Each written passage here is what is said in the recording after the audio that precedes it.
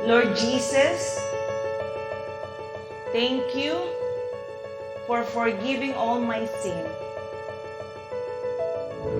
Thank you, Lord Jesus, for your love, dying on the cross.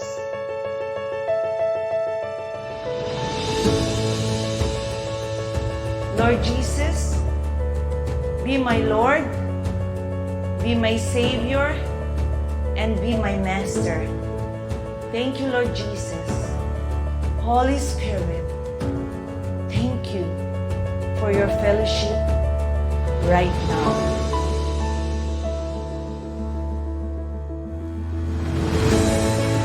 Because you are the God who create light and bring peace.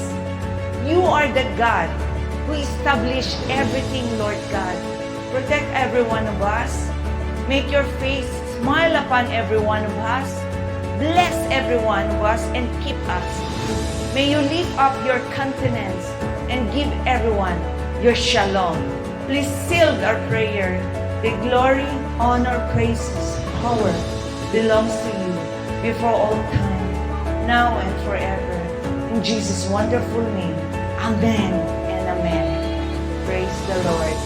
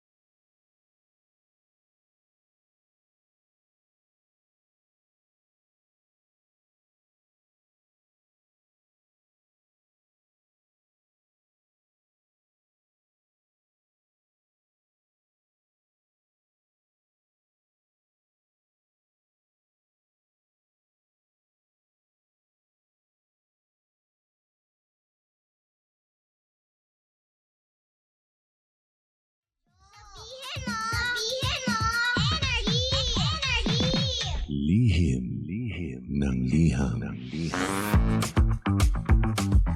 Ang pinakamakulit na girlfriend mo sa balat ng radyo. Isang magandang morning sa inyong lahat! Ako pa rin po nag-iisang girlfriend mo sa radio. My name is Lindsay. Makulit pero may puso, handang makinig sa mga kwento mo. Alam mo, feeling ko kailangan mo na siyang iwan kasi it doesn't make sense. Ang kwento sa lihim ng liham. Mahal kong Lindsay. Hindi na po ako magpapaligoy-ligoy pa. Ako nga po pala si Alex. Married kami ng wife ko for 3 years now. Ako po work on-site habang yung asawa ko po sa bahay lamang since kinasal kami. Siya po ang nakatoka sa lahat. Sa bahay, sa mga anak. Wala siyang ibang pinagkakaabalahan lalo na wala pa naman kaming gaanong ginagawa sa buhay namin like businesses. Noong nagsimula ang ika-third year wedding anniversary namin, doon ko napansin na parang napapabayaan niya na ang bahay. Yung dating sobrang linis na parang walang taong nakatira, ngayon, akala mo laging may party sa sobrang kalat sa bahay. Mga hugasin, hindi inaayos. Simula umaga, inaabot ng pagka-uwi ko ng gabi. Kesyo nalibang daw siya sa kakanood ng mga K-drama.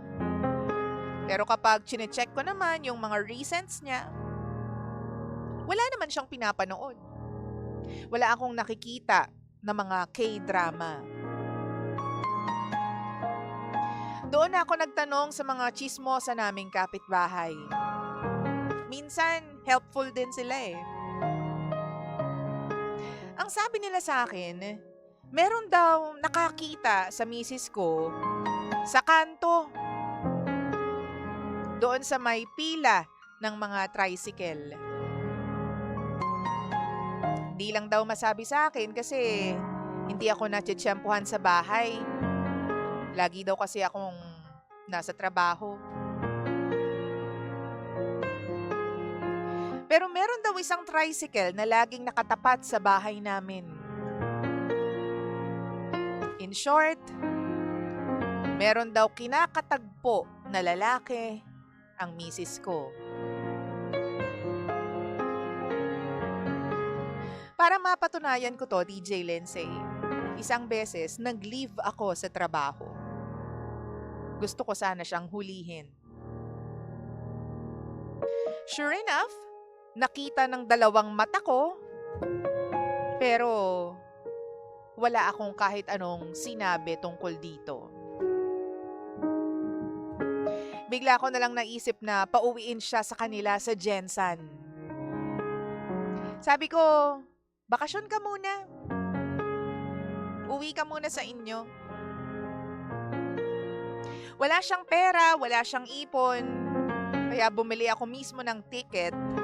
Tapos pinakita ko na round trip ticket ito.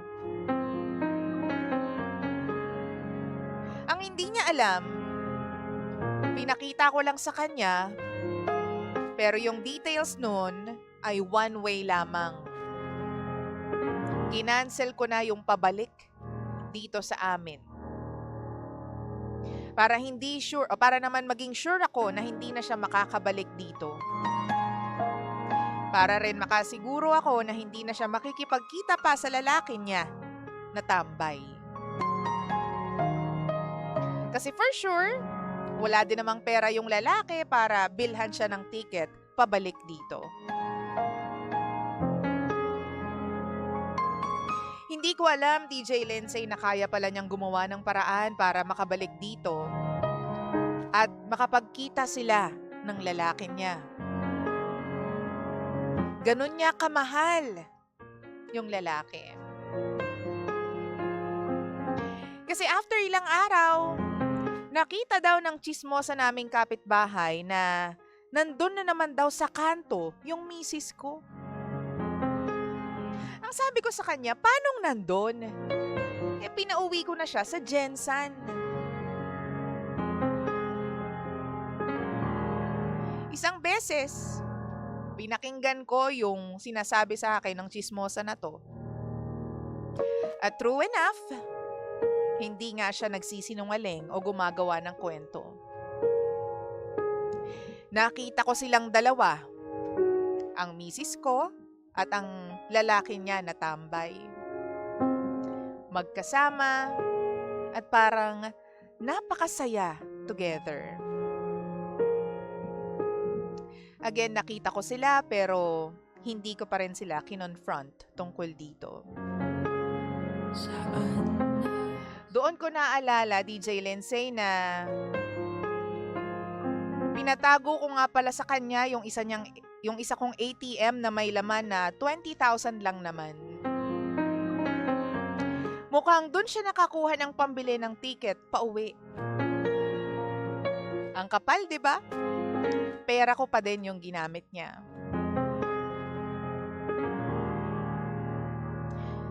Yun nga lang, kapag nag-uusap kaming dalawa, palagi niyang sinasabi sa akin na nasa bahay lang daw siya sa Jensan, kasama yung mga magulang niya.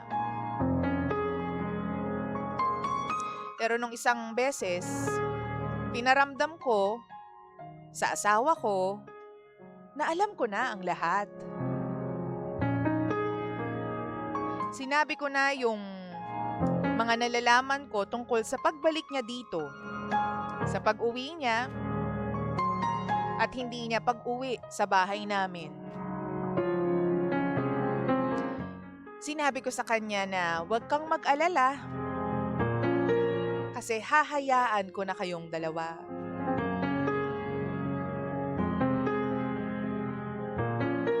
DJ Lindsay, ako na po mismo ang lumayo. Kasi alam ko naman na gusto niya talagang makasama yung lalaki niya. Para sa akin, isang sign na yon na siya ang mas mahal.